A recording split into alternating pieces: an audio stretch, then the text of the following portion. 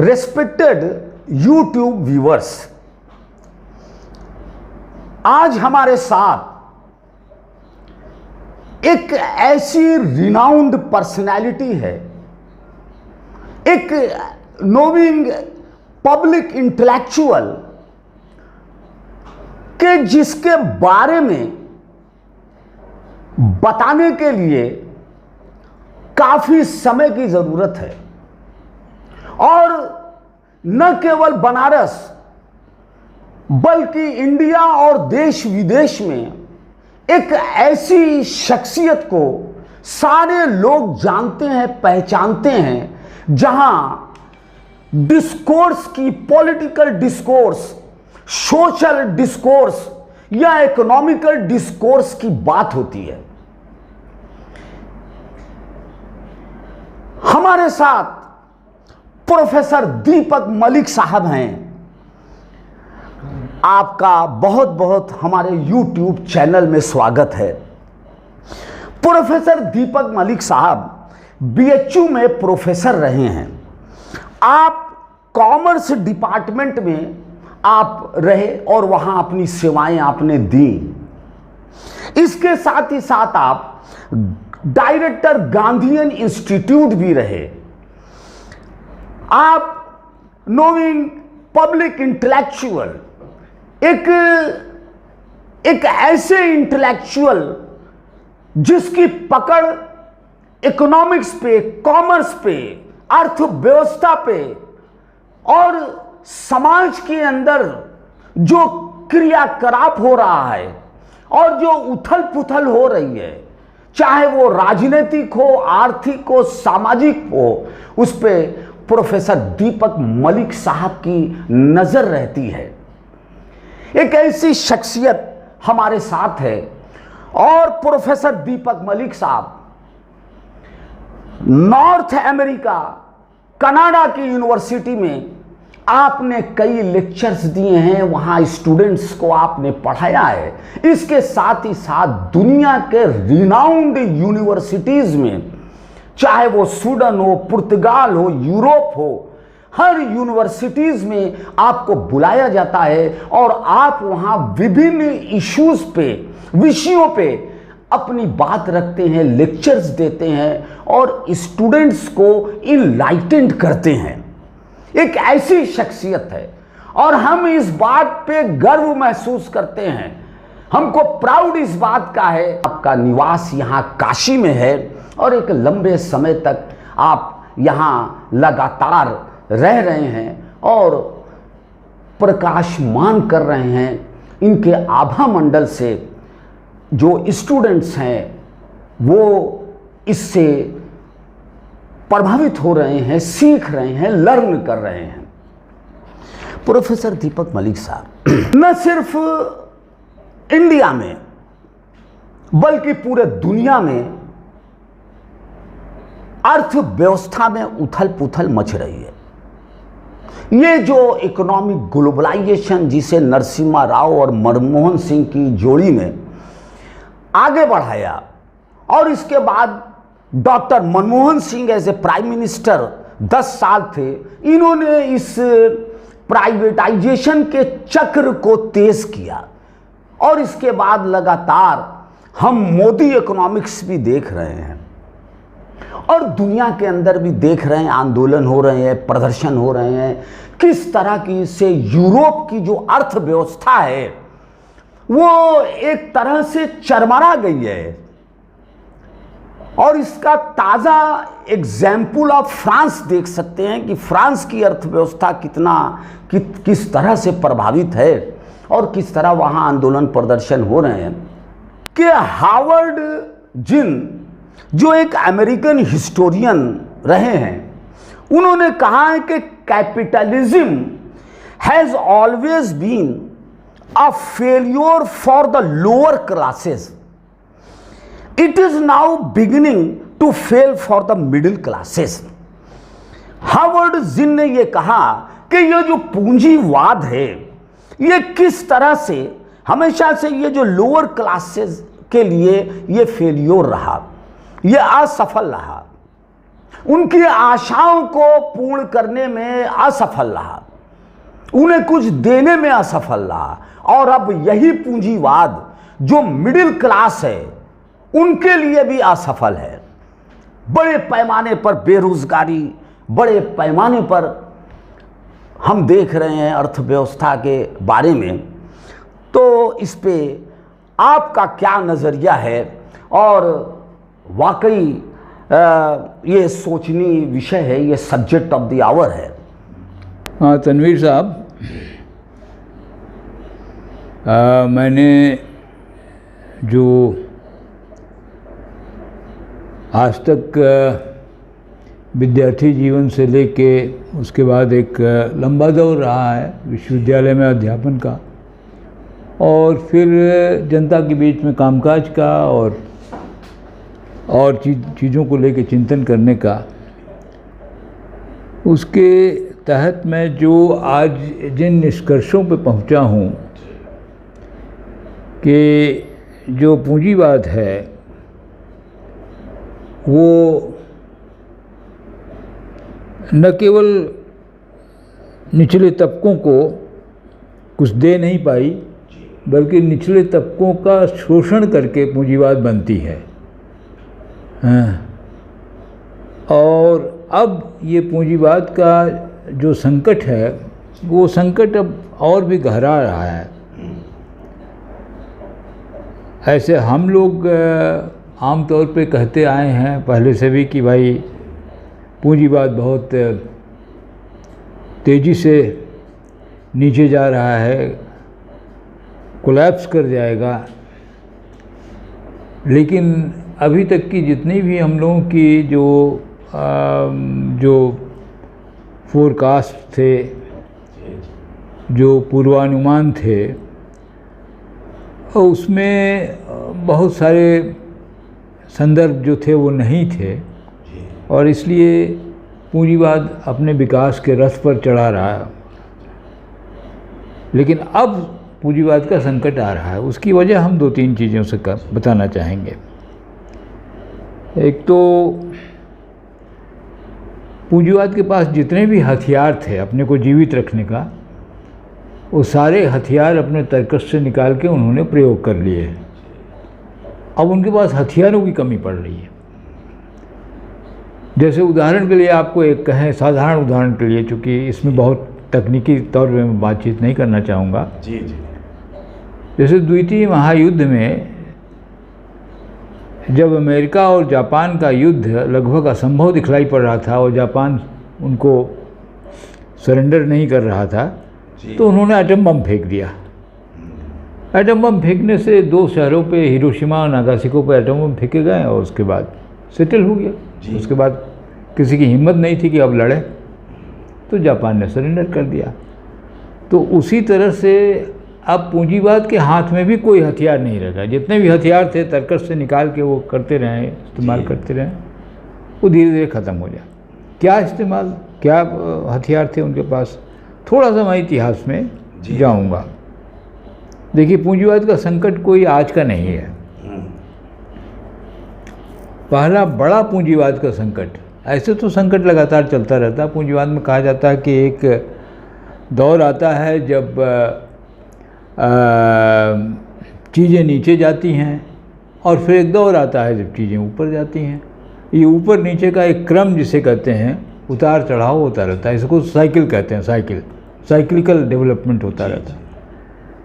लेकिन ये cyclical development, लोग कहते हैं कि भाई साधारण सा ये नियम रहा पूंजीवाद का, लेकिन ये नियम कई बार टूटा है, और ये नियम है भी नहीं है। सबसे पहली बार बहुत बड़े पैमाने पे पूंजीवाद का जो ढांचा टूटा वो सन 1929 में टूटा, 1930 में। 1929-30 में जब आर्थिक मंदी आई, बड़े पैमाने पे, डिप्रेशन, जी, आर्थिक मंदी आई। क्यों आई इसलिए कि लोगों के पास, कंपनियों के पास, पूंजीपतियों के पास उत्पादन के साधन भी थे, उत्पादन उनके यहाँ पड़ा भी था, स्टॉक में बहुत सा सामान भी पड़ा था, लेकिन लोगों के पास पैसा नहीं था खरीदने का। तो जब खरीदने का पैसा नहीं रहेगा, परचेजिंग पावर जिसे कहते हैं, क्रय शक्ति, हाँ, तो आपका सामान बेकार जाएगा। एक तो उसका मूल्य घटना शुरू हो जाएगा, और घटते घटते एक स्टेज में ऐसा आ सकता है कि भाई खरीद ही नहीं सकते हैं, तो ख़त्म हो जाएगा। तो 1929 की क्राइसिस इसी तरह की थी कि जो आम जनता के पास जो परचेजिंग पावर थी वो बिल्कुल से न्यूनतम आधार पे चली गई थी। और पूंजीवाद ने तो पैसा कमाया था, पूंजीवाद ने अपना पैसा इकट्ठा किया था। पूंजीवाद के 1929 के पहले जो पैसा इकट्ठा करने की प्रक्रिया थी उसको बहुत संक्षिप्त रूप से मैं बता दूं। एक तो साम्राज्यवाद था, जैसे हिंदुस्तान पे उन्होंने कब्जा किया, जैसे पूरे अफ्रीका पे कब्जा किया उन्होंने, जैसे दक्षिणी अमेरिका के देशों पर भी कब्जा किया, हिंद चीन पे कब्जा किया। उस समय तक चीन भी उनके कब्जे में था। तो ये सब देशों के जितने संसाधन थे, जो कुछ भी उनके रिसोर्सेज थे, वो पूंजीवाद का जो सेंटर था, जो उसका केंद्र हुआ करता था, ख़ास तौर से एक ज़माने तक इंग्लैंड था और अमेरिका था, इनके यहाँ जमा हो जाती थी। तो एक तो इस वजह से पूंजी का संकेंद्रण हुआ, पूंजी बहुत ज़्यादा इकट्ठा हो गई एक जगह। लेकिन बाकी जगह गरीबी थी, खरीद नहीं सकते थे हम माल, तो उसमें क्या फ़ायदा हुआ? आप बना दीजिए।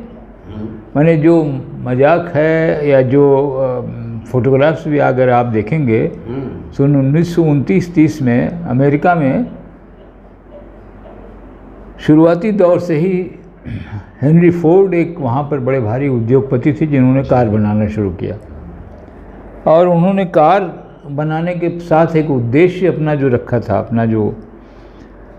था कि हम ऐसा कार बनाएंगे जो लगभग हर एवरेज एक औसतन अमेरिकी परिवार एक कार रख सके। तो कार तो लोग खरीद लिए 1910, 11, 12, 13, 14, 15, सन 14 से 19 तक पहली लड़ाई चली। लेकिन उसके बाद जब 29 में संकट आया तो कार में पेट्रोल डालने का पैसा नहीं था उनके पास। तो कार तो थी लेकिन उसको घोड़ा से खींच के ले जाते थे। तो ये हालत हुई कि आपकी क्षमता नहीं थी, क्रय क्षमता नहीं थी, आपके पास पैसा नहीं था, कार में पेट्रोल भरवाने का पैसा नहीं था। ऐसे भी खाने पीने का भी अभाव हो रहा था। बहुत सारे दृश्य उत्पन्न होते हैं। एक जर्मनी में ख़ास तौर से, चूँकि जर्मनी लड़ाई लड़ के हार चुका था, तो उसमें सबसे गहरा प्रभाव था उस मंदी का भी और युद्ध में ध्वंस हो जाने का भी। दोनों चीज़ इकट्ठा हो गया तो बहुत ज़्यादा वहाँ संकट आया आर्थिक। तो वहाँ पर एक वाक़या था कि एक बड़े भारी जर्मन आर्मी के पुराने जनरल साहब थे, बड़ी बड़ी मोछ, तगड़ा चेहरा, पहली लड़ाई लड़े थे।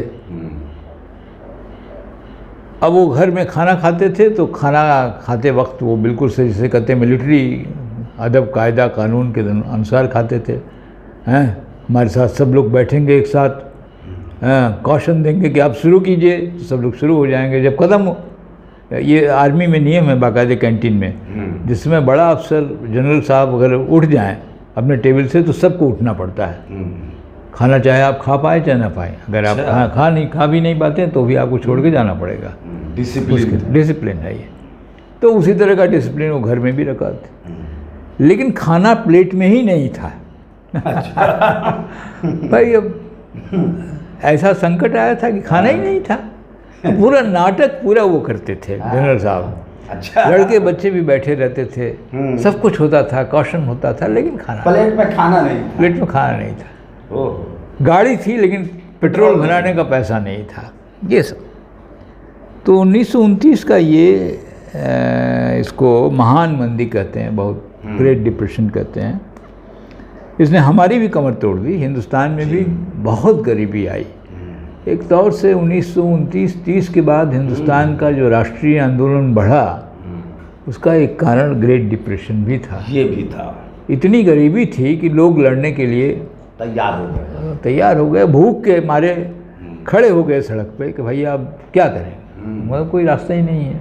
उसके पहले तो लाल पगड़ी देख के भागते थे, लेकिन डर और धीरे धीरे, एक तो गांधी जी का जो अभयदान था, भाई लड़िए, जेल जाइए, संघर्ष जीवन है, तो ये हुआ कि पूरी दुनिया में उसका इम्पैक्ट पड़ा। हमारे यहाँ खेतीहर जो उत्पाद थे, उसका दाम बहुत कम हो गया था। आप लोग बनारस में अगर 1929-30 में बहुत सस्ता माल मिलता था, बहुत सस्ती लोग आपके पुरखे कहते होंगे कि भाई बड़ा सस्ते का ज़माना था। तो सस्ते का ज़माना कोई बहुत अच्छी बात नहीं है। सिर्फ सस्ते का ज़माना ये था कि भाई पैसे नहीं था अपने पास, तो क्या तो खरीद नहीं सकते। तनख्वाह 10 रुपये 15 रुपये होती थी, इसी तरह की तनख्वाहें थी। तो एनीवे, हमारा कहना है कि ग्रेट डिप्रेशन के बाद एक बहुत बड़े अर्थशास्त्री जो इंग्लैंड के थे, अंग्रेज़ थे, लेकिन हम किसी देश के आदमी को उस देश का नागरिक मान के केवल चुप नहीं बैठते हैं, क्योंकि एक आदमी की अपनी भूमिका होती है, पूरी दुनिया में वो भूमिका दिखलाई पड़ती है, असर होता है। अब जैसे हमारे तनवीर साहब हैं, कोर्ट में प्रैक्टिस करते हैं, जो कानून बने हैं वो कानून का एक बड़ा हिस्सा इंग्लैंड से भी आया हुआ है, जो स्टूडेंट्स और तमाम लॉज वगैरह। तो ये कोई कानून की अब ये कोई मोनोपोली अंग्रेज़ों के पास नहीं रह गई है। नहीं। हाँ, तो अब कानून सभी जगह इस तरह के कानून बने हैं। हाँ, तो चलते हैं उसमें। तो हमारा ये जो हुआ कि लॉर्ड, उनका नाम था लॉर्ड जॉन मेनार्ड कीन्स। तो कीन्स साहब ने एक बात कहा कि भाई देखिए, ये अर्थव्यवस्था तो चौपट हो जाएगी, और ये पूंजीवाद की अर्थव्यवस्था थी, क्योंकि पूंजीपति मैक्सिमम पैसा जनता से ले लेता था, तनख्वाह उनको बहुत कम देता था, तो कहाँ से परचेजिंग पावर आएगी? सही बात है। तो काम तो 12 घंटे 13 घंटे, और तनख्वाह बहुत छोटी, और उत्पादन बहुत बड़ा। हाँ, तो उनका माल नहीं बिकता था। तो ये पूंजीवाद का अपना संकट था। ये संकट, ये पहला बहुत गहरा संकट था जी। तो उसमें कीन्स साहब ने कहा कि भाई आम आदमी की क्रय क्षमता बढ़ानी होगी, तभी इस संकट से हम उबर सकते हैं। तो पूंजीवाद को पहली जो जिसे कहते हैं प्राण शक्ति दी, फिर से जिलाया, वो जॉन मेनार्ड कीन्स ने। लेकिन जिस पद्धति से उन्होंने उसको जिलाया, वो पद्धति समाजवाद के भी उपयोग में आ जाती है। उन्होंने कहा कि भाई जनता के पास पैसा होना चाहिए, डिमांड बढ़ाना चाहिए। हाँ, तो तनख्वाह दीजिए, पैसा थोड़ा बढ़ाइए, थोड़ा तमाम अर्थतंत्र में इस तरह का ढांचा बनाए जिससे लोगों के पास पैसा जाए। तो एक जो आज हमारा एक कंसेप्ट है लोक कल्याणकारी राज्य का, वेलफेयर स्टेट का, ये वेलफेयर स्टेट के प्रतिष्ठाता एक तौर से कीन्स साहब हैं। उन्होंने कहा कि राज्य को जिम्मेदारी लेनी पड़ेगी, पूंजीपति जिम्मेदारी नहीं ले पाएगा, उसकी क्षमता भी नहीं है, उसकी इच्छा भी नहीं है, उसने तो यहीं पहुंचा दिया हमको, तो जिम्मेदारी अब स्टेट को लेनी होगी। तो उसी के तहत लगभग द्वितीय महायुद्ध के बाद पश्चिम में, यूरोप में और अमेरिका में वेलफेयर स्टेट बहुत बड़े पैमाने पर रहा। और वेलफेयर स्टेट का मतलब ये होता था कि वो जनता की तमाम आवश्यकताओं को बाकायदे उसकी पूर्ति करते थे। हाँ, जैसे अगर आपको रोज़गार नहीं मिला है तो बेरोज़गारी भत्ता मिलेगा, जो हमारे यहाँ नहीं है। हमारे यहाँ अगर आपको रोज़गार नहीं है तो रोज़गार नहीं है। हाँ, लेकिन वहाँ पर यह है कि अगर रोज़गार नहीं मिलेगा तो आपको बेरोज़गारी भत्ता मिलेगा। आपकी पढ़ाई लिखाई का खर्च सरकार देगी, जो संस्थाएं हैं वहाँ पर पढ़ाई लिखाई के लिए आपको इजाज़त मिलेगी, जगह मिलेगी और पढ़ लिख सकते हैं। आपके स्वास्थ्य का पूरा जिम्मेदारी सरकार लेगी, और सामान एक निश्चित दाम पर निचले सतह पर कंट्रोल्ड प्राइसेस हों, उसकी भी जिम्मेदारी सरकार लेगी। तो ये वेलफेयर स्टेट। हाँ, इत्तेफाक से हम वैसा वेलफेयर स्टेट नहीं बना पाए, इसके बावजूद कि हमारे 75 साल हो गए आज़ादी के। जी जी। उसमें कुछ तो हमारी इच्छा का भी अभाव था, लेकिन इच्छा के अभाव से ज़्यादा प्रश्न था हमारे यहाँ उतने संसाधन नहीं है जिससे कि हम वेलफेयर स्टेट बनाएं। जैसे आज अगर बेरोजगारी भत्ता हमको देना पड़े तो भारतीय अर्थतंत्र में ये क्षमता ही नहीं है कि वो दे पाएगी, कि वो दे पाए। तो इसलिए जो वेलफेयर स्टेट वगैरह बना वो पश्चिम में ही बन पाया, यूरोप में बन पाया, अमेरिका में बन पाया। और उसमें एक डर भी था। उस समय तक अक्टूबर क्रांति हो गई थी, सोवियत यूनियन में समाजवाद आ गया था, जिसमें हर आदमी को रोजगार की गारंटी थी, हर आदमी को स्वास्थ्य, हर आदमी को शिक्षा वगैरह की गारंटी थी। तो उसका सामना करना भी पूंजीवाद को था। पूंजीवाद के पास अगर वो उस तरह का कोई ढांचा नहीं होता तो पूंजीवाद पिटना शुरू हो गया था। सारे यूरोप में सोशलिस्ट पार्टियां, कम्युनिस्ट पार्टियां, लेफ्ट की पार्टियां बढ़ना शुरू हो गई थी। कहीं कहीं उन्होंने सरकारें भी बना ली थी। तो उससे भी एक भय व्याप्त हो गया था पूंजीवाद में। तो इसलिए उन्होंने एक सोल्यूशन दिया कि वेलफेयर स्टेट बनाया जाए वगैरह। अब ये तो रही उस जमाने की बात। उसके बाद क्या हुआ? 1945 में दूसरी लड़ाई ख़त्म हुई। दूसरी लड़ाई में सबसे बड़ा फ़ायदा अमेरिका को हुआ, क्योंकि अमेरिका को सीधे सीधे अमेरिका की ज़मीन पे लड़ाई नहीं हुई। अमेरिका ने जापान पर हमला किया, अमेरिका ने यूरोप पे हमला किया, यूरोप माने जर्मनी पर, और मदद पहुंचाई वहाँ पर। लेकिन अमेरिका के ज़मीन में कहीं कोई बम्बार्डमेंट, कहीं कुछ नहीं हुआ, ऐसा कुछ नहीं हुआ। जबकि इंग्लैंड में बहुत बुरी तरह से क्षतिग्रस्त हुआ। इंग्लैंड में सन 1939 और 45 के बीच में लोग, जैसे हम लोग बैठे हुए हैं यहाँ पर, इस तरह बैठ नहीं सकते थे, क्योंकि बम गिरता रहता था। एक एक साथ 300 400 हवाई जहाज आते थे जर्मन्स के, और वो बम बरसाते थे लंदन के ऊपर। सारी बिल्डिंगें टूटती जाती थी। तो अंडरग्राउंड ट्रेन थी, अंडरग्राउंड, हैं, तो अंडरग्राउंड में जाके वहाँ अपना बिस्तरा उस्तरा लगा के लोग सोते थे। ये हालत थी। तो सेकेंड वर्ल्ड वॉर के बाद जो दो चीज़ें बड़ी महत्वपूर्ण चीज़ें शुरू हुई। एक तो सन 47 में हिंदुस्तान आज़ाद हो गया, और इसके 1.5-2 साल के अंदर सन 49 के अंदर चीन में क्रांति हो गई। ये जो गुलाम देश थे, लगभग चीन पूरे तौर से गुलाम नहीं था जैसे हम गुलाम थे, लेकिन ये जो गुलाम देश थे इसमें आज़ादी आना शुरू हुआ। चीन ने समाजवाद का सीधा सीधा रास्ता पकड़ा सोवियत यूनियन के समर्थन से। हिंदुस्तान में नेहरू, जवाहरलाल नेहरू हमारे प्रथम प्रधानमंत्री थे। उन्होंने एक नए राष्ट्र की कल्पना की, नए अर्थतंत्र की कल्पना की, आम आदमी के लिए अर्थतंत्र की कल्पना। उन्होंने एक बहुत ही पिछड़ी दुनिया में, बहुत गरीब दुनिया में किस तरह से एक मजबूत राष्ट्र भी बनाया जा सके और वेलफेयर स्टेट भी हो, इन दोनों का मिश्रण जवाहरलाल ने बनाया। पंडित जवाहरलाल नेहरू जी। इसको नेहरूवियन इकोनॉमिक्स कहते हैं। इसके तहत उन्होंने 2-3 कदम बहुत बड़े उठाए। एक तो कृषि में उन्होंने देखा कि सबसे ज़्यादा जो ज़रूरत पड़ रही है वो हमारे खेतों में पानी चाहिए, तो बांध बनाना शुरू हुआ। बड़े बड़े बांध पंजाब में,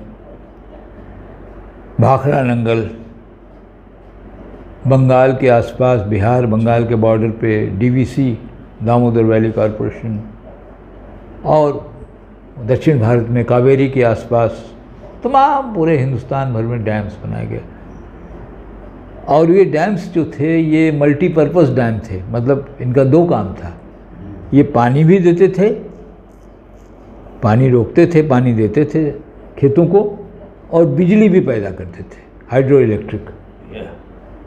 तो ये एक बड़ी भारी योजना थी हिंदुस्तान में, क्योंकि अगर बिजली हो जाएगी हिंदुस्तान में घर घर में, जो आज लगभग काफ़ी बड़े पैमाने पे हो गई है, तो उससे आम आदमी को भी फ़ायदा होगा, आम आदमी की भी ज़िंदगी बेहतर होगी। हाँ, तो ये कृषि के लिए उन्होंने किया। उद्योग में उन्होंने पब्लिक सेक्टर की शुरुआत की, जिसको हम कहते हैं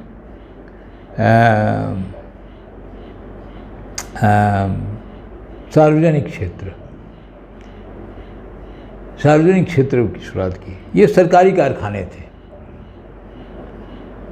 उन्होंने देखा एक चीज़ कि अगर आप पूंजीपतियों के हाथ में दे दें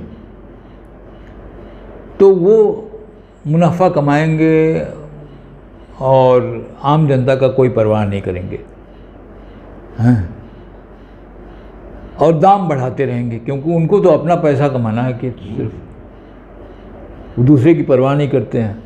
और हिंदुस्तान में हमारे लिए एक दूसरी बड़ी समस्या भी हुई थी कि हिंदुस्तान में चूँकि जाति व्यवस्था थी हमारे यहाँ, हिंदुओं में ख़ास तौर से, मुस्लिम समुदाय ने भी जाति प्रथा ले ली थी हिंदुस्तान में आने के बाद, जबकि कायदे से नहीं होना चाहिए था। इस्लाम में कोई जाति प्रथा नहीं है, लेकिन हिंदुस्तान में बाकायदे यहाँ भी उन्होंने जाति प्रथा ले ली। तो जाति प्रथा के तहत जो हमारे यहाँ बिजनेस करने वाले थे, जो व्यापार करने वाले थे, वो बिल्कुल से एक अलग कम्युनिटी के रूप में डेवलप हो गए, और उनको कोई चिंता नहीं थी कि दूसरे कम्युनिटी को क्या किया जाए, क्या माने भोजन मिल रहा है नहीं मिल रहा है, गरीबी में है किसमें।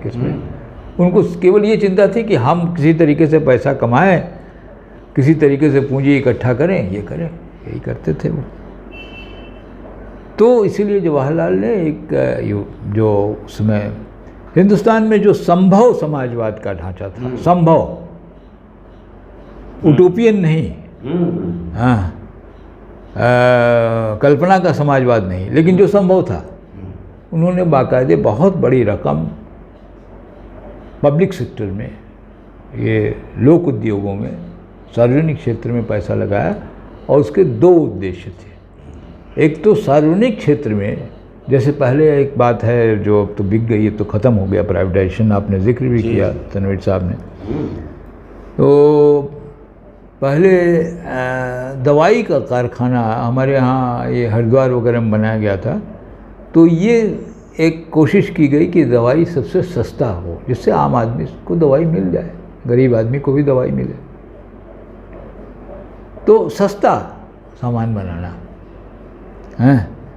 तो उससे होता क्या था कि प्राइवेट सेक्टर जो है वो तो अगर दवाई बनाएगा बेचेगा तो वो तो अपना प्रॉफिट देखेगा, अपना मुनाफा देखेगा, मुनाफा से कम में नहीं बेचेगा वो। लेकिन सरकारी क्षेत्र जो है उसको मुनाफे से बहुत कोई लेना देना नहीं था। मुनाफा हो तो अच्छी बात है, लेकिन वो चाहते थे कि आम आदमी की ज़िंदगी में वो कम से कम उसको अफोर्ड कर पाए, उसको ले पाए इसके लिए। तो सरकारी सार्वजनिक क्षेत्र इसीलिए बनाएंगे कि कंपटीशन कर सकें पूंजीवाद से, हैं। और इससे होगा क्या, ये जवाहरलाल की बड़ी भारी ये समाज, ये देखिए ये हिंदुस्तानी समाजवाद है, इसमें हम आगे और भी लंबा कभी बात करेंगे, अभी यहीं शॉर्ट करके ख़त्म कर देंगे। कि इससे ये हुआ कि वो पूरे बाज़ार में एक सस्ता एक ढांचा बना सकते थे, क्योंकि अगर हम सस्ता बेच रहे हैं और आप महंगा बेच रहे हैं तो हमारे पास आप आएंगे खरीदने, आप महंगे क्या आप जाएंगे नहीं जाएंगे। तो उससे होगा कि महंगा वाला भी सस्ता बेचना शुरू करेगा। तो एक पूरे अर्थतंत्र को उन्होंने एक तरह से डायरेक्शन किया। और तीसरी बात उन्होंने जो बहुत महत्वपूर्ण की कि उन्होंने आत्मनिर्भरता पर जोर दिया। स्टील के कारखाने शुरू किए। हमारे यहाँ स्टील नहीं बनता था पहले, सिर्फ टाटा एक प्राइवेट कंपनी थी जो स्टील बनाने शुरू की थी, और उनका व्यापार बढ़ गया था द्वितीय महायुद्ध के कारण। लेकिन स्टील का बनाना शुरू हुआ। राउरकेला, भिलई, दुर्गापुर, ये सब बड़े बड़े स्टील के कारखाने तैयार हुए। इसमें सोवियत यूनियन की बड़ी मदद थी, समाजवादी देशों की। उन्होंने बहुत कम और लो प्राइस में हमको तकनीकी मुहैया किया, क्रेडिट दिया उसके लिए, मतलब पैसा दिया, और अपने एक्सपर्ट्स को भेजे और इस तरह से किया। तो इस तरह से एक विकास की। तो इससे हमने स्टील बनाना जो बहुत ज़रूरी है उद्योग के लिए वो बनाना शुरू कर दिया और वो उस पर हम आत्मनिर्भर हो गए। उसके पहले हम अमेरिका से, इंग्लैंड से खरीदते थे। तो ये सब चीज़ें हुई और भी बहुत कुछ कहना है, लेकिन छोड़ दीजिए, उसको अभी लंबा हो जाएगा वो। तो ये जो चीज़ें हुई, इससे हिंदुस्तानी अर्थतंत्र में एक दम आया और उतना ही दम चीनी अर्थतंत्र में भी आया। चीन से हमारी दुश्मनी है, झगड़ा है, वो अपनी जगह पे है, वो अलग चीज़ है। लेकिन विकास के नज़रिए को हम नज़रअंदाज नहीं कर सकते हैं। विकास की गति दोनों के साथ साथ चल रही थी। एक तरफ नेहरूवियन इकोनॉमिक्स और दूसरी तरफ समाजवाद, दोनों में। तो एक जो ये हुआ कि हिंदुस्तान जैसा बड़ा मुल्क, जहाँ आज की तारीख में करीब करीब 1 अरब 40 करोड़ से ज़्यादा पॉपुलेशन होने जा रही है। 40 करोड़ तो हमारा पुराना आंकड़ा है, उससे बढ़ गया है। यहाँ कहा जाता है कि एक दिन में हिंदुस्तान में एक ऑस्ट्रेलिया बन जाता है, ऐड हो जाता है, जुड़ जाता है। ये कोई छोटा मोटा देश नहीं है। तो ये जो देश हैं, ये द्वितीय महायुद्ध के पहले कुछ नहीं थे। ये लोग गुलाम थे। ये अपना स्टील, अपना कारखाना, अपना ये जो कुछ भी है सब बाहर से खरीदते थे। इनके यहाँ अंग्रेज़ लोग राजपाट करते थे, तो अंग्रेज़ जितने अफसर होते थे उनकी तनख्वाहें बहुत अच्छी होती थी, तो वो और फिर उनका रिटायरमेंट बेनिफिट होती थी, तो वो अपना ले जाते थे पैसा। उनकी कंपनियाँ भी उन्हीं के हाथ में थी, सब कुछ उन्हीं के हाथ में था। तो उसकी जगह पर एक स्वतंत्र अर्थतंत्र बनना शुरू हुआ, दोनों जगह पर, चीन में भी, हिंदुस्तान में भी। तो एक जिसे कहते हैं एक सॉलिड, एक मजबूत अर्थतंत्र के रूप में। ये बात नहीं कि कोई गरीबी ख़त्म हो गई इससे, गरीबी अपनी जगह पे जहाँ जहाँ थी वहाँ तो कम हुई, थोड़ी बहुत कम हुई। थोड़ा लोगों को रोज़गार मिलना शुरू हुआ, ये सब हुआ, एक बात हुआ। लेकिन ये है कि कम से कम हिंदुस्तान की ताकत बनी, आगे भविष्य के लिए एक रास्ता बना कि हमको अपनी जनता पे खर्च करने के लिए पैसा अब हमारे पास बजट में रहेगा। हमको हर माल बाहर से खरीदेंगे तो हमारा सारा पैसा खर्च हो जाएगा, उसमें फिर कुछ रहेगा नहीं हमारे पास। तो ये हालत नहीं, उस हालत से हम निकल पड़े। तो ये एक बहुत बड़ी घटना हुई पूरे दुनिया के पैमाने पे। इस तरह की बात 1945 के पहले दुनिया में कहीं नहीं थी। हम लोग गुलाम मुल्क थे, हमको कोई पहचानता भी नहीं था, हम अंधेरे में रहते थे। चाहे हम हो, चाहे चीन हो, चाहे अफ्रीका के मुल्क हो, सब। तो हमारी ताकत धीरे धीरे बढ़ने लगी। और चूंकि हमारी जनसंख्या बहुत बड़ी थी, बड़े मुल्क थे हम, संसाधन तो थे हमारे पास। संसाधन मतलब जैसे कि स्टील बनाने के लिए आपको आयरन की ज़रूरत है, लोहे की ज़रूरत है, तो लोहे की खान हमारे यहाँ है, लोहे है। कोयला भी हमारे यहाँ है। पानी भी था, जिससे हाइड्रो इलेक्ट्रिक पैदा हुआ, इरिगेशन के तमाम चैनल्स बने। तो साधन तो थे हमारे यहाँ। जैसे बहुत सारे देश हैं जिसमें साधन ही नहीं है, संसाधन ही नहीं। जैसे जापान है, जापान बड़ा समृद्ध देश बन गया, बड़ा पावरफुल देश बन गया था, आजकल वैसे संकट में है। लेकिन जापान में कुछ नहीं है, न कोयला है, न स्टील है, कुछ नहीं है, कुछ नहीं है उनके पास, केवल आदमी है। लेकिन इतने परिश्रमी आदमी हैं वो। हाँ, हमको याद है, हम एक बार जापान गए, तो उसके बाद नहीं गए, वो पहली बार ही गए थे। 73 वगैरह में पहली बार यूनिवर्सिटी में ज्वाइन किया। तो हम लोग होटल पहुँचे अपने टोक्यो में। तो होटल में रात को करीब 1 बजे पहुँचे, हमारा हवाई जहाज 12 साढ़े 12 बजे पहुँचा था वहाँ। 1 बजे करीब हम होटल पहुँचे रात को। तो हमने देखा कि वहाँ काउंटर पे लोग बड़े तेज़ी में काम कर रहे हैं। तो हम चूँकि अखबार थोड़ा पढ़ते पढ़ते रहते हैं, तो मैंने कहा यहाँ तो हड़ताल थी, ये क्या हुआ यहाँ पर इतनी तेज़ी से काम कर रहे हैं। तो उसमें से एक आदमी ने अनुवाद करके बताया कि ऐसा है कि हड़ताल तो हमारी ख़त्म, मैंने 6 बजे तक थी, अब हड़ताल में जो क्षति होती है उस क्षतिपूर्ति के लिए हम ज़्यादा काम करते हैं। ये नेशनलिज्म है। ये तरीका है। देखिए, ये नेशनलिज्म है और ये उत्पादन बढ़ाने का और एक कमिटमेंट जिसे कहते हैं देश के प्रति, ये जापानी लोग। आदमी उनके पास थे, उनके पास न पानी था, न कोयला था, न खेत थे, कुछ नहीं था, लेकिन बढ़ गए। तो ये चीज़ें हुई। तो मेरा ये कहना था कि ये जो तीसरी दुनिया में ये दो बड़े मुल्क पैदा हो गए और तीसरा मुल्क जापान भी था। जापान अभी 10 साल पहले तक दुनिया का दूसरा अर्थतंत्र माना जाता था, अभी भी तीसरा अर्थतंत्र है, जबकि छोटा एक आइलैंड देश है, एक द्वीप वाला देश है। तो एक है कि हमारी ताकत जो बढ़ी वो दुनिया में एक बहुत बड़ा परिवर्तन लाई। अभी एक लेख आया हुआ है जिसको कल परसों से सारे अखबार लोग छाप रहे हैं। ये है क्राइसिस ऑफ कैपिटलिज्म। ये एक सज्जन हैं जो हमारे आदमी हैं, रुचिर शर्मा, राजस्थान के रहने वाले हैं। उन्होंने लिखा है, बड़े भारी पूंजीवाद के सपोर्टर हैं। अब वो कह रहे हैं कि पूंजीवाद का बड़ा भारी संकट आया हुआ है। संकट तो आया हुआ है, और वो कहते हैं पूंजीवाद का संकट पूंजीवाद ही कर सकता है, ठीक कर सकता है, दूसरा कुछ नहीं। मैं इससे असहमत हूँ, लेकिन चूँकि इस किताब के ऊपर बहुत चर्चा चल रही है, अभी शुरू हुई है बहुत ज़्यादा, रुचिर शर्मा की किताब, तो इसलिए मैंने सोचा कि भाई इस पर थोड़ी सी बातचीत करते हैं। रुचिर शर्मा ने जो बात उठाई है वो सिर्फ अमेरिकन इकोनॉमिक्स के संदर्भ में, अमेरिका में रहते हैं आजकल ये।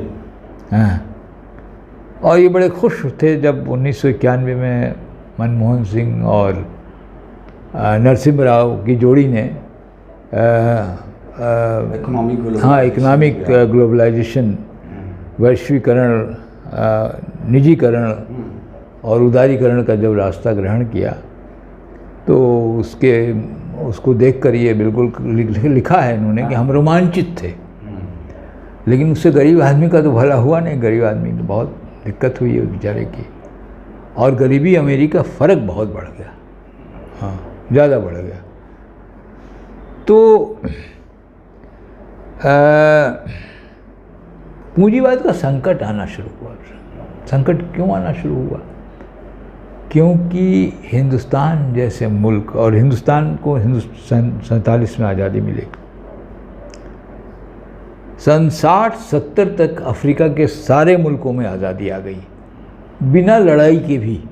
हमने तो लड़ाई लड़ी, लड़ के आई, ठीक है, बहुत मजबूत लड़ाई नहीं थी, बहुत ऐसा नहीं था कि कोई खून खराबा होता हो। गांधी जी की वजह से एक शांतिपूर्ण किस्म का कम खून खराबा हुआ, लेकिन हुआ। लेकिन गांधी जी की वजह से एक व्यापक जन आंदोलन बना और शांतिपूर्ण रहा, और वो बात। चीन में क्रांति हो गई एकदम से अचानक 49 में। तो ये जो है कि सन 70 तक लगभग पूरी जो वो गुलाम दुनिया थी, जो अंधेरे में दुनिया रहती थी, वो धीरे धीरे जगना शुरू हो गई। और भारतवर्ष जैसे देशों में, अब इसके पहले तो हमको हर चीज़ विलायत से, इंग्लैंड से, ये अमेरिका से ख़रीदना पड़ता था, सुई तक नहीं बनता था यहाँ। तो अब हम कार भी बनाने लगे, हवाई जहाज़ भी बनाने लगे, जहाज़ भी बनाने लगे, हर चीज़ बनाने लगे। और सिर्फ बनाने ही नहीं लगे, हम उसको दुनिया बाज़ार में बेचने भी लगे। तो जो विश्व बाज़ार था उसमें अमेरिका का, इंग्लैंड का जो एक मोनोपोली थी, एक अधिकार था, वो टूटना शुरू हो गया। और ये चीन में भी सन 80 के बाद से ये घटना शुरू हो जाती। उन्होंने भी दुनिया में कब्जा करना शुरू किया, और उनके प्रोडक्ट आज पूरी दुनिया में लगभग बिकते हैं। और उनके पास तो पैसा भी है, हमारे पास उतना पैसा नहीं है, लेकिन उनके पास हमसे ज़्यादा पैसा है। तो सब जगह पूंजी भी लगाते हैं देशों में, दुनिया के दूसरे देशों में। तो ये जो घटना हुई, इस घटना से जो पूंजीवाद था, जो मूलतः पश्चिमी दुनिया में, यूरोप में, अमेरिका में तैयार हुआ था, वो डगमगाने लगा। वही उसका संकट है। अब उस संकट का सामना करने के लिए, चूँकि उनका बाज़ार अब धीरे धीरे कम होने लगा, भाई अब तो हमको खरीदने की ज़रूरत नहीं है उनसे, हम खुद ही बना रहे हैं, बल्कि हम बेच देंगे। हाँ, और उनसे ज़्यादा सस्ते में बेचेंगे, उनका माल नहीं बिकेगा।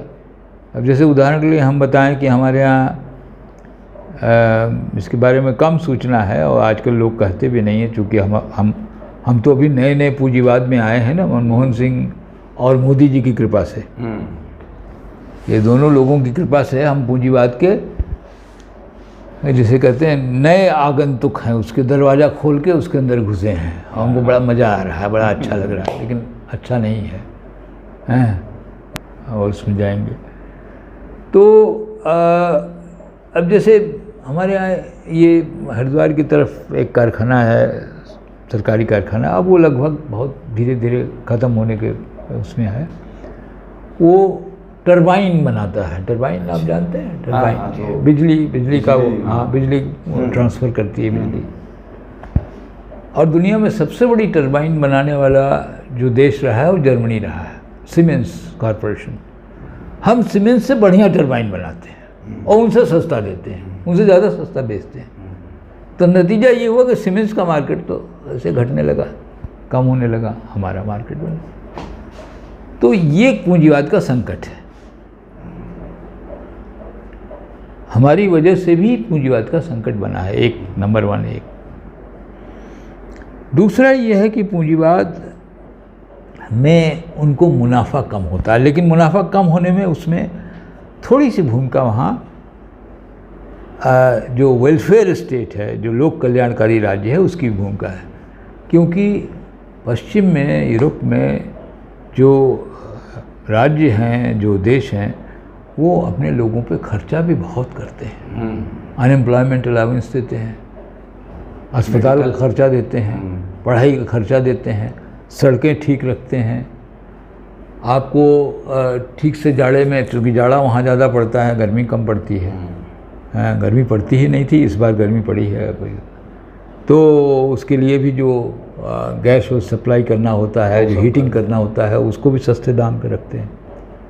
तो वो तो बहुत खर्च करते हैं अपने जनता पे, और प्लस बहुत अच्छी तनख्वाह लोगों को देते हैं। तो उसका नतीजा होता है कि उनका माल महंगा हो जाता है।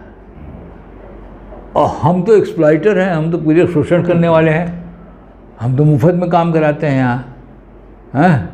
चीन में भी मुफ्त में काम कराते हैं वो लोग। चीन का जो शुरुआती डेवलपमेंट है वो जेल में रहने वाले लोगों की वजह से है।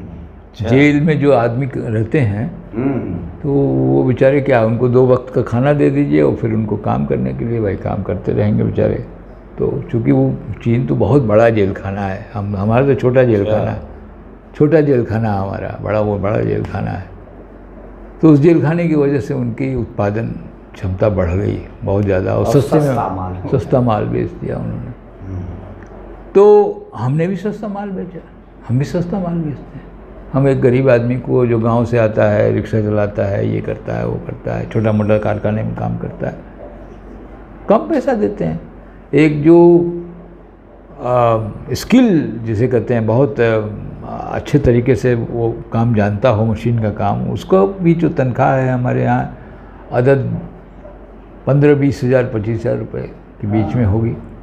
और उनके यहाँ 1.5-2 लाख 3 लाख रुपया दे देंगे एक मज़दूर को भी वो। इंग्लैंड में, अमेरिका में जो मज़दूर थे वो अपने कार में आते थे कारखाने में काम करने।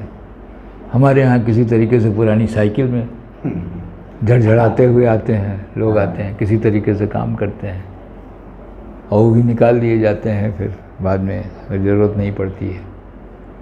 बहुत बड़ी संख्या में लोग हैं, सस्ता श्रम भी है, बहुत सस्ता श्रम है उसकी वजह से। तो एक जो है कि हम अपना माल सस्ता बेच सकते थे, ये सब है, और उनको उनका महंगा माल था। लेकिन उस महंगाई में हमको केवल, हम उनकी आलोचना नहीं कर रहे हैं। देखिए उनका स्टेट जितना खर्च करता है, कहीं से उनको लाना पड़ेगा, मैनेज करना पड़ेगा। तो वो है, उन्होंने भी बहुत कोशिश की WTO के कॉन्फ्रेंसेस में, वर्ल्ड ट्रेड ऑर्गेनाइजेशन के, कि हिंदुस्तान वगैरह पे, चीन वगैरह पर भी ये लगाया जाए कि साहब आप भी अपने उसको दीजिए। हमारे यहाँ से लोगों ने कहा कि नहीं नहीं, ये सब हमारे यहाँ नहीं होगा, हम लोग गरीब को गरीब रखेंगे, तभी हमारा मामला चलेगा। तो ये हुआ। तो उन्होंने भी कहा ठीक है, अब क्या करेंगे। तो उन्होंने किया क्या, 2-3 तरीके पूंजीवाद ने सन 80 से अपनाना शुरू किया अपने संकट को उबारने के लिए, क्योंकि उनका माल महंगा बन रहा था, ये सब था। एक तो उन्होंने रिसर्च एंड डेवलपमेंट में बहुत खर्च किया। ये जो आप देख रहे हैं ना, आपका कैमरा है, ये कैमरा हमारा नहीं है, कैमरा तो बना है वेस्टर्न टेक्नोलॉजी से, लैपटॉप है। इंटरनेट का जो पूरी की पूरी क्रांति है, ये एक नई नई टेक्नोलॉजिकल क्रांति है, ये पश्चिम से आई है, यूरोप से आई है, अमेरिका से आई है, जापान भी थोड़ा रहा, उसमें हिस्सा लिया था। तो उन्होंने शुरू कर दिया ये।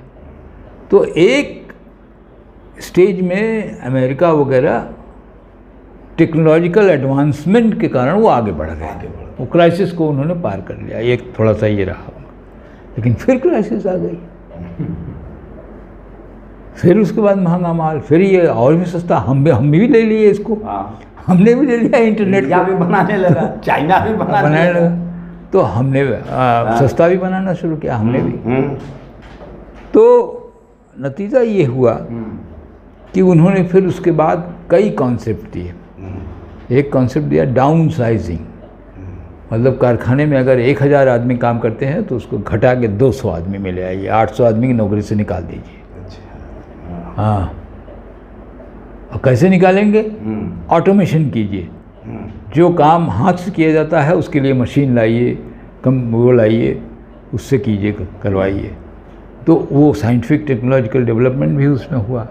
तो डाउन साइजिंग बहुत हुआ 80 के बाद। कैपिटलिज्म अपनी क्राइसिस सॉल्व करने के लिए डाउन साइजिंग किया। तो डाउन साइजिंग और आखिर में हार गए सब। देखे कि साहब हमारा तो माल बिक नहीं रहा है, महंगा होता जा रहा है। टेक्नोलॉजिकल डेवलपमेंट की वजह से अमेरिका को कुछ दिन के लिए बढ़त तो मिल गई, कुछ दिन के लिए वो क्राइसिस सॉल्व कर लिया अपना, लेकिन लंबे दौर के लिए नहीं सॉल्व कर पाए। तो उन्होंने किया क्या कि साहब ऐसा किया जाए कि हम लोग ये जो गरीब मुल्क हैं, हिंदुस्तान और चीन भी गरीब ही मुल्क था, अभी थोड़ा बहुत बड़ा है, तो इन मुल्कों में लोगों को काम दे दिया जाए, हमारा काम वो करेंगे। अच्छा। हम अपना कारखाना नहीं चलाएंगे, हमारा खाली हेडक्वार्टर रहेगा यहाँ पर। हाँ, काम दे देंगे वो, उनके यहाँ मजदूरी कम है, उनके यहाँ सामान का दाम भी बहुत कम है, तो होते होते आ जाएगा हमारे पास, सस्ते में आएगा और हम उसको महंगा बेचेंगे और उसका हमको फ़ायदा मिलेगा। तो इसको कहते हैं अर्थशास्त्र की भाषा में बिजनेस प्रोसेस आउटसोर्सिंग। आउटसोर्स करना शुरू किया उन्होंने। हाँ, तो सबसे ज़्यादा आउटसोर्स उन्होंने चाइना में किया, चाइना उसी से डेवलप हो गया, और हिंदुस्तान में भी किया, अफ्रीका में किया, सब जगह किया, पूरी दुनिया में किया उन्होंने आउटसोर्सिंग। तो अब जैसे ये है कि बहुत सारी चीज़ें ये हमको खुद पता नहीं थी। एक बार हम बहुत, आज नहीं, मैं आज करीब 40 साल पहले की बात बता रहा हूँ, हम एक बार यूरोप गए थे और कई जगह हमको जाना आना था। 80-85 का ज़माना था, 85-86 का ज़माना था। तो हमारी जो टिकट थी हवाई जहाज़ का, तो मैंने कहा कि भाई इस टिकट में कुछ डेट्स का परिवर्तन किया जाए, कुछ डेट्स का ऐसे बनाया जाए कि हम सब जगह अपनी मीटिंग या कोई बातचीत हो उसको कर पाएँ। तो उसके लिए फिर से टिकटिंग जिसे कहते हैं, फिर से टिकट को वो करने का था। तो हम एम्स्टर्डम में, हॉलैंड में एक ट्रैवल एजेंट के दफ्तर में गया, उन्होंने कहा कि ये टिकट का भाई ये फिर से करना पड़ेगा। उन्हीं की हवाई जहाज़ से हम चल रहे थे, KLM से। तो उन्होंने कहा कि आप जानते हैं आपका जो टिकटिंग है वो बंगलोर में होता है। अच्छा। वो टिकट हम लोग नहीं बनाते हैं, वो बंगलोर से ही होता है। हाँ, तो इसलिए बंगलोर में बहुत मजाक एक है जो हिंदुस्तानी हमारे अर्थशास्त्र में है, उसमें कहा जाता है एक ज़माने में हम मज़दूर भेजते थे अफ्रीका में, यहाँ वहाँ गन्ना काटने के लिए, गन्ना की खेती में। उनको शर्तबंद कुली प्रथा में माना जाता था। तो गरीबी थी हमारे यहाँ, लोग जाते थे तो कुली कहलाते थे वो, कुली। गांधी जी भी साउथ अफ्रीका में गए थे, उनको कुली बैरिस्टर कहते थे लोग। कुली बैरिस्टर, बैरिस्टर नहीं, कुली बैरिस्टर। कुली बैरिस्टर, हाँ। जिसपे वो शुरू में बहुत चौंक गए क्योंकि गुजराती आदमी थे, उनको अंदाज़ नहीं था। फिर बाद में समझ में आया ये तो दूसरी दुनिया है, तब करें क्या हैं। तो उसी तरह से सन 90 और 2000 के करीब एक नया टर्म आया, साइबर कुली। बंगलोर में जो बैठा हुआ है वो साइबर कुली है, डिजिटल कुली है। डिजिटल कुली, क्योंकि उस आदमी का 10 लाख रुपया तनख्वाह होगा पश्चिम में, और यहाँ हम 50,000 रुपये हम करवा ले रहे हैं, 60,000 रुपये हम करवा ले रहे हैं बंगलोर में बैठ के। तो साइबर कुली है वो हमारा। तो इस तरह से उन्होंने कहा कि यहाँ हम लोग अपना आउटसोर्सिंग करेंगे और कारखाने और सब चीज़ बनवाएंगे, पार्ट्स यहाँ से बन के जाएगा, उसके बाद हम बेच देंगे, बाज़ार हमारे कंट्रोल में रहेगा। तो ये किया उन्होंने। ये सब पूंजीवाद के संकट को दूर करने के लिए, दूर करने के तरीके थे। लेकिन इन सब के बावजूद आज संकट आ गया है, और हमारे रुचि शर्मा के बावजूद, रुचि शर्मा चाहे जो कहें, वो संकट अब दूर होने वाला नहीं। क्योंकि जो मैं शुरू में कह रहा था आपसे कि उसके तर्कश में जितने भी तीर थे, सब तीर निकाल के उन्होंने चला दिए। अब उनके पास तर्कश में तीर ही नहीं है। अब जाए तो जाए कहाँ? अब तो संकट का सामना करना ही पड़ेगा। जब आपके पास बंदूक है लेकिन उसमें गोली नहीं है तो आप क्या करेंगे? युद्ध क्षेत्र में तो आप हार जाएंगे, आपकी आप ही को मार डालेंगे लोग। तो अब उनके पास गोली नहीं रह गई है। आज का संकट यही है, पूंजीवाद का संकट ये। और दुर्भाग्य से हिंदुस्तान ने पूंजीवाद में प्रवेश उस वक्त किया है जब पूंजीवाद की गोली ख़त्म हो रही थी, तर्कश में तीर उसके ख़त्म हो रहे थे। तो इसलिए हमारा संकट और बड़ा है। चाहे जितना हम कहें, मोदी जी से लेके पहले के दिनों में मनमोहन सिंह, हम बहुत ज़्यादा आगे नहीं बढ़ पाएंगे, बहुत कर नहीं पाएंगे। पूंजीवाद में हमको बड़ा मज़ा आ रहा है आजकल की, बड़ा television set, colour television set, ये वो, कारें बहुत दिखलाई पड़ रही, ये करें, टेम्पररी है, अस्थायी है, ये कुछ दिन के लिए है। कब ख़त्म हो जाएगा कोई पता नहीं, एकदम से हवा में गायब हो जाएगा ये। तो ये जो आज हम पूंजीवाद में आए हैं, हमारे अंदर ये भी क्षमता नहीं है कि हम पूरी दुनिया की पूंजीवाद को चला दें। जैसे अमेरिका पूरी दुनिया की पूंजीवाद को चलाता था, आज भी चलाता है, आज भी चलाता है, अभी भी चलाता है वही। हम उस क्षमता को नहीं पकड़ पाए हैं। चीन उस क्षमता को पकड़ने की बड़ी कोशिश कर रहा है और कुछ नज़दीक आया है। इसलिए चीन और अमेरिका में बहुत भयंकर झगड़ा है, भयंकर झगड़ा है दोनों, टेक्नोलॉजी सामने, एकदम टेक्नोलॉजी को लेके बहुत ज़्यादा झगड़ा है, व्यापार को लेके, मार्केट को लेके और तमाम चीज़ों को लेके। जो दुनिया का अगला जो जो जो कुछ संघर्ष है वो अमेरिका और चीन के बीच में होना है। तो ये संकट है पूंजीवाद का। और दुर्भाग्य से हम उस वक्त दाखिल हुए हैं पूंजीवाद के दरवाजे में, पूंजीवाद के प्रांगण में, जब पूंजीवाद के पास तर्कश में तीर ही नहीं रह गए हैं, ख़त्म हो रहे हैं। लेकिन हम वही पुराने तीरों को लेकर कुछ कोशिश कर रहे हैं यहाँ वहाँ। तो हमारे यहाँ मनमोहन सिंह हो चाहे मोदी हो, जो कुछ कहते हैं वो पुराने तर्कश वाले वो हैं। ज़रूरत तो है ही है, बहुत सारी चीज़ों की ज़रूरत है। तो लेकिन जैसे एक उदाहरण के लिए मैं बताऊं कि सऊदी अरबिया में, वहाँ पर उनके जो राजा हैं, अभी सलमान नाम है ना, सलमान, किंग सलमान, वही राजा होने जा रहे हैं। अभी भी राजा हैं, बाद में भी राजा वही होंगे।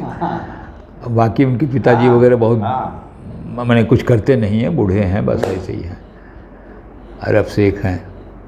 तो सलमान, उसके अंदर डिटर्मिनेशन भी है, उसके अंदर कुछ प्लान भी है फ्यूचर का, पढ़ा लिखा आदमी है, अमेरिका से ही मैनेजमेंट वगैरह का डिग्री लिया है, इंग्लिश बोलता है, वो अरब लोगों की तरह खाली अरबी बोल के नहीं रहता है। हाँ, पूरी तरह से मॉडर्न दुनिया का आदमी है, मॉडर्न दुनिया को भी जानता है और अरब दुनिया को भी जानता है। मॉडर्न दुनिया में नया प्लान देता है। उसने किया क्या कि सऊदी अरबिया में तेल है, तेल की वजह से उनको पूरी दुनिया मानती है, खरीदती है तेल उनसे। तेल की उम्र ज़्यादा से ज़्यादा 40-50 साल और है, उसके बाद तेल के कुएँ सूख जाएंगे। तो उसने भविष्य के अर्थतंत्र बनाने की शुरुआत कर दी है सऊदी अरबिया में। कहा कि भैया हमारा तेल से काम जितना था हो गया, अब तेल से जितना पैसा मिल रहा है उसको लेके और कुछ हम बनाएं, कुछ करें, तब कहीं आगे बढ़ पाएंगे, तब कहीं जी पाएंगे, नहीं तो नहीं जी पाएंगे। तो इस तरह की घटनाएं भी होंगे। लेकिन आप एक बात की कल्पना करेंगे, एक बात को समझें, सऊदी अरबिया हमारी तुलना में बहुत छोटा मुल्क है, इंग्लैंड भी बहुत छोटा मुल्क है। हमारी समस्याओं से उनकी समस्याएं नहीं सुलझ सकती हैं। वो तेल के लिए वो थोड़ा बहुत बना के ये सब कर आ रहे हैं, थोड़ा जी जाएंगे, हम कैसे जी पाएंगे? ये 1 अरब 40 करोड़ से ज़्यादा पॉपुलेशन वाला मुल्क जो है कैसे जी? मोदी जी जब चुनाव जीत के आए तो उन्होंने बड़ी आशा के साथ, बड़े दम्भ के साथ कहा कि हमारा जो कंपनी में जो आप पैसा लगाते हैं, शेयर लगाते हैं, तो उसमें जो आपको मिलता है इंटरेस्ट, जो उसमें फ़ायदा मिलता है, उसको डिविडेंड कहते हैं। तो कहते हैं हमारा जो डिविडेंड है, मोदी जी ने कहा, वो हमारी पॉपुलेशन है, ये हमको फ़ायदा देगी। लेकिन पॉपुलेशन में क्या, आज सबसे ज़्यादा अनएम्प्लॉयमेंट है, इसके बारे में तमाम आंकड़े आ चुके हैं, तमाम बातें हो चुकी हैं। एक आंकड़ा तो ये है, बहुत सारे आंकड़े हैं, कुछ आंकड़े दूसरे भी हैं। एक तो सबसे बड़ी क्राइसिस हुई है कि जितने आंकड़े हैं अब वो उस पर विश्वास नहीं किया जा सकता, सरकारी आंकड़े ख़ास तौर से। और एक आंकड़ा ये है कि 40 साल में इतना अनएम्प्लॉयमेंट नहीं हुआ था जितना आज की तारीख में है।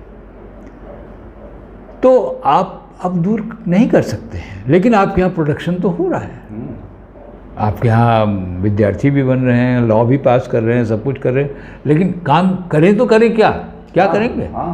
काम ही नहीं बाजार में, तब तो। हाँ, तो नतीजा ये है बहुत बड़ी बात आपने कही, और इतना सिंप्लीफाइड करके आपने रखा कैपिटलिज्म और सोसाइटी और जो क्राइसिस है। वाकई इसी इंटेलेक्चुअलिज्म के लिए प्रोफेसर दीपक मलिक साहब को जाना जाता है। और ये जो पढ़ने का शौक आपका है, पूरा जीवन आपने पढ़ने में लगा दिया, गौर व फिक्र में लगा दिया, सोचने में लगा दिया। और एक कहा भी जाता है कि reading is breathing for the mind.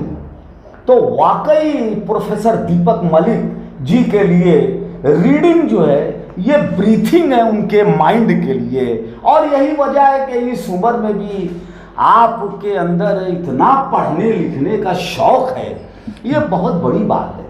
तो ये जो पूंजीवाद का संकट जो आपने भारत के लिए भी बताया कि ये बहुत ज़्यादा होपफुल नहीं है।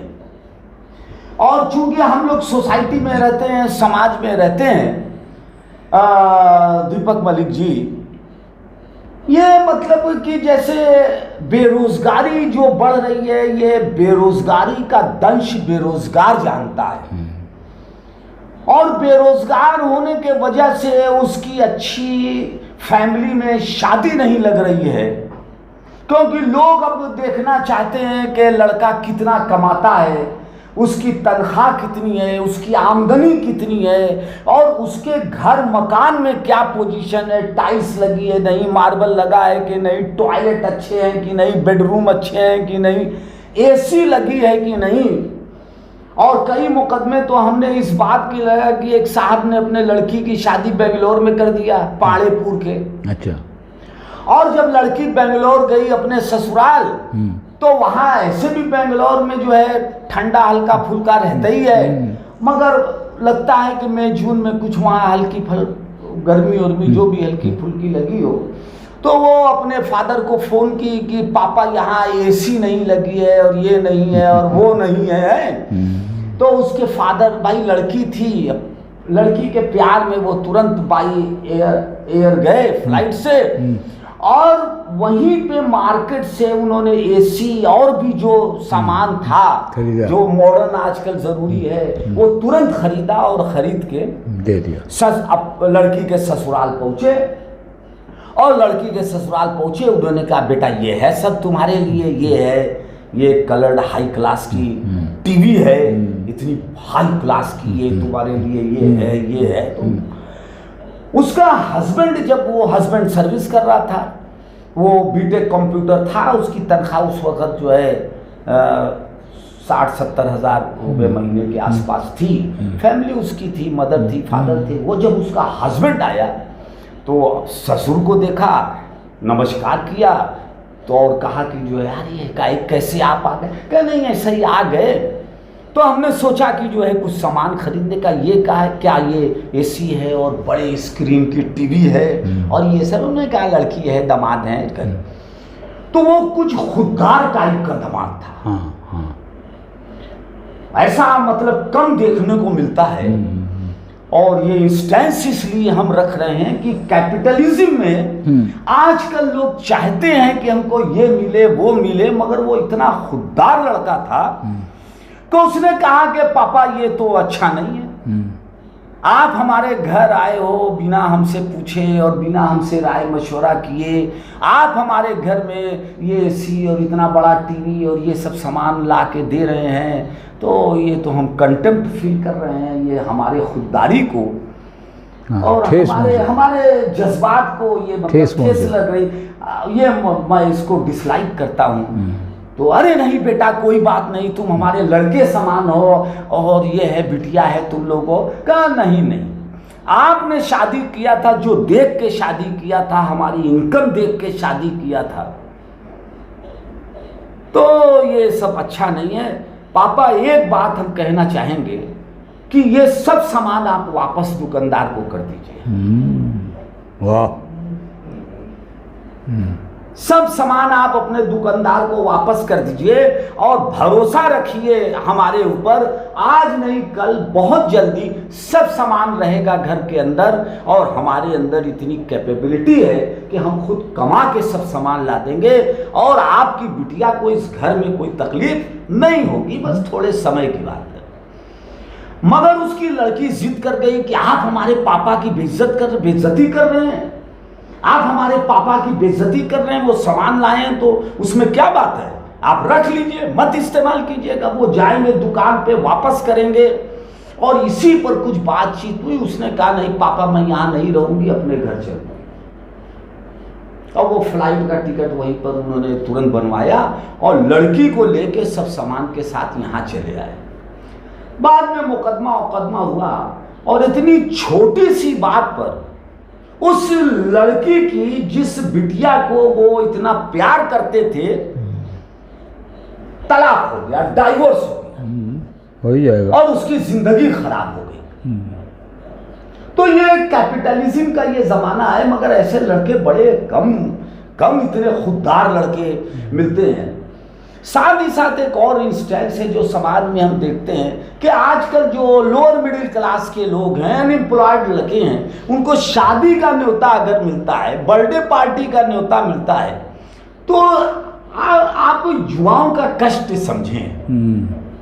आप कष्ट समझे युवाओं का कि एक जगह अगर उनका शादी में अगर इन्विटेशन है, वो जा रहे हैं, तो अगर ऑटो से जा रहे हैं तो 500 रुपये का खर्चा आने जाने का है। वो अपने दोस्त की शादी में जा रहे हैं, रिश्तेदार की शादी में जा रहे हैं, तो वहाँ पे कुछ न्योता देना है, 500-1000 वो देना है।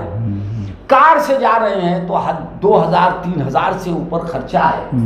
तो ये लोअर मिडिल क्लास के जो फैमिली के लोग हैं, ये नौजवान हैं, ये लोग नतीजा क्या है कि अवॉइड कर रहे हैं शादी ब्याह में जाने में, बर्थडे पार्टी में जाने में अवॉइड कर रहे हैं, क्योंकि बर्थडे पार्टी में जाएंगे तो वहां इज्जत उन्हीं की है इस कैपिटलिज्म में कि जो अच्छा बर्थडे गिफ्ट देगा। शादी में उन्हीं की जो है इज्जत है, उसी मेहमानों की जो अच्छा गिफ्ट देगा। नतीजा क्या हुआ कि ये जो ह्यूमन इंटरेक्शन है, ये एक दूसरे के लिए जो आदर है, प्यार है, मोहब्बत है, सम्मान है, ये जो रिश्ते की मजबूती है, खत्म, ये खत्म हो रही। जिस संकट की आपने बात की, बिल्कुल सही बात। तो ये बहुत से लोगों को हम देख रहे हैं कि वो जो है हाशिए पर होते जा रहे हैं, वो इंडिविजुअलिज्म की तरफ जा रहे हैं, सेक्युलरिज्म की तरफ जा रहे हैं, एक सॉलिटरी लाइफ अख्तियार कर रहे हैं। ये भी बहुत बड़ा आज के हमारे युवाओं के सामने बहुत बड़ा संकट है। तो ये संकट तभी दूर होगा जब युवाओं को अपॉर्चुनिटी मिलेगी। अपॉर्चुनिटी तो पूंजीवाद नहीं दे पाएगी जी। थोड़ा सा टेम्परेरी, एक जिसे कहते हैं अस्थायी किस्म का एक चमक आई है इसके अंदर अभी, लेकिन आपने जैसा वर्णन किया कि उस चमक में जो शामिल नहीं है, जिसके पास नहीं है वो, तो वो माने बहुत दुख के साथ उस समाज में रह रहा है। हाँ, दुख के साथ रह रहा है। दूसरी बात, एक बात और होने जा रही है, देखिए, इसलिए मैं इसको टेम्परेरी कह रहा हूँ। टेक्नोलॉजिकल डेवलपमेंट जो हो रहे हैं, तकनीकी परिवर्तन जो हो रहे हैं, उसमें एक बड़ी ख़तरनाक किस्म की तकनीक आने जा रही है और आ गई है वो ऑलरेडी, और वो है आर्टिफिशियल इंटेलिजेंस, AI। AI का जो काम करते हैं, जो AI को बाकायदे बाज़ार में बेचने का सबसे मजबूत जिन्होंने कदम उठाया था, जी जी, एक अमेरिकी व्यापारी हैं, अमेरिकी, वो यहाँ भी आ रहे हैं, हिंदुस्तान में भी आ रहे हैं। जी जी। हाँ, टेस्ला कार बनाते हैं वो। उनका कहना है, मेरा कहना नहीं है। जी। मैं नहीं कह रहा हूँ इस बात को। आप मुझे कहेंगे भाई कि हम मार्क्सिस्ट आदमी हैं या समाजवादी आदमी हैं, तो हम कह रहे हैं। टेस्ला के मालिक का कहना है। टेस्ला के मालिक का कहना है कि आर्टिफिशियल इंटेलिजेंस आ जाने पर उसके पूरे उपयोग का जब ढांचा बन जाएगा दुनिया में, 80% नौकरियां खत्म हो जाएंगी। 80%। सिर्फ 20% आदमी के पास कुछ रहेगा। तो आप सोचिए कितना बड़ा संकट आने जा रहा है भविष्य में, और उस संकट में सबसे बड़ा संकट हमारे यहाँ आएगा। बिल्कुल। हाँ, क्योंकि हम तो अभी निचले पायदान में हैं ना, तो सबसे ज़्यादा संकट हमारे यहाँ आएगा। चीनियों के यहाँ तो जनतंत्र बड़ा कम है, तो इसलिए वो दबा दुबा देंगे कुछ थोड़ा बहुत। हम तो दबा दुबा नहीं सुन। अगली आने वाली दुनिया बिल्कुल से एक, जिसे मैं कहूँगा, रेगिस्तानी दुनिया है। मरुभूमि है, उसमें कुछ नहीं है। हाँ, तो वो ये संकट है, ये और ये पूंजीवाद क्रिएट कर रहा है। AI पूंजीवाद का ही अपना वो है। AI के माध्यम से वो पूरा प्रोडक्शन बढ़ाएं, ये करें, जैसे इंटरनेट और ये सब ले आया, तो उसी तरह से AI। तो ये जो है, और इसका नतीजा जो अभी तनवीर साहब ने जो बात की, बहुत सही बात की, उन्होंने मुकदमों का जिक्र किया कुछ, कि ये सामाजिक संबंधों को तोड़ देंगे, आदमी के दिल दिमाग को तोड़ देंगे, उसकी प्रेस्टीज को तोड़ देंगे, उसकी आत्मसम्मान को तोड़ देंगे, उसको आदमी से एक गैर आदमी में टर्न कर देंगे। आदमी ही नहीं रह जाएगा वो। हाँ, तो समाज को बहुत बुरी तरह से प्रभावित करेगा, राजनीति को बहुत बुरी तरह से प्रभावित करेगा, अर्थतंत्र को तो प्रभावित कर ही रहा है। हाँ, तो एक तौर से crisis of capitalism, Ruchit Sharma America में बैठे हुए हैं कुछ दिन के लिए, बड़ा आनंद आ रहा है उनको, और कह रहे हैं कि कैपिटलिज्म की क्राइसिस जो है कैपिटलिज्म ही सॉल्व करेगी। ऐसा नहीं है। रुचित शर्मा राजस्थान के रहने वाले आदमी हैं, थोड़ा देखने सुनने में ठीक ठाक हैं, और थोड़ा बहुत वहाँ पर PhD वगैरह कर ली है लंदन से, इसलिए। लेकिन ये बात बिल्कुल से जिसे कहते हैं वैसे ही बात है, एक तौर से झूठ भी है। और इन्होंने ये आर्टिकल लिखी है हमारे प्रताप भानु मेहता ने इंडियन एक्सप्रेस में। प्रताप भानु मेहता अच्छे विद्वान हैं, बहुत अच्छे विद्वान हैं, कंसल्टिंग एडिटर हैं इस अखबार के। वो उन्होंने एक शब्द का उपयोग किया है, मैं सिर्फ केवल उसी शब्द पर आऊँगा, बाकी तो जो है सो है। उन्होंने कहा कि एक अंग्रेजी का शब्द है ओबफस्केशन, माने किसी चीज़ को छिपा ले जाना, किसी चीज़ को कंफ्यूज कर देना। हम कहने की जगह कुछ इस तरह की बातें करेंगे तो समझ में ना आए, ओबफस्केशन। तो उन्होंने कहा कि ये पूरी की पूरी जो किताब है, जो पूरी समझ है, वो पूंजीवाद की तरफ से कंफ्यूजन पैदा करने का काम है। हाँ। तो देखिए ये संकट, पहले हम संकट की बात पहले भी करते रहे हैं, अब संकट आया, अब संकट आया और अब तर्कश में तीर नहीं है, या तो दूसरा एक कीन्स पैदा हो, अब कीन्स तो पैदा नहीं होगा दूसरा, दुनिया में दोबारा कोई चीज़ नहीं होती है। लेकिन अगर इस तरह की बातें होंगी और ज़्यादा जाएंगी तो दुनिया में लोगों को तय करना पड़ेगा कि समाजवाद का रास्ता कि पूंजीवाद का रास्ता। पूंजीवाद का रास्ता या मिक्स्ड इकोनॉमी का रास्ता, तो पूंजीवाद का रास्ता तो उन्हें छोड़ना पड़ेगा, हैं, और अगर नहीं छोड़ेंगे तो वो उनके लिए आत्महत्या होगी खुद की। Thank you very much. हाँ। बहुत बहुत बहुत गूढ़ बातें प्रोफेसर दीपक मलिक साहब आपने बताई।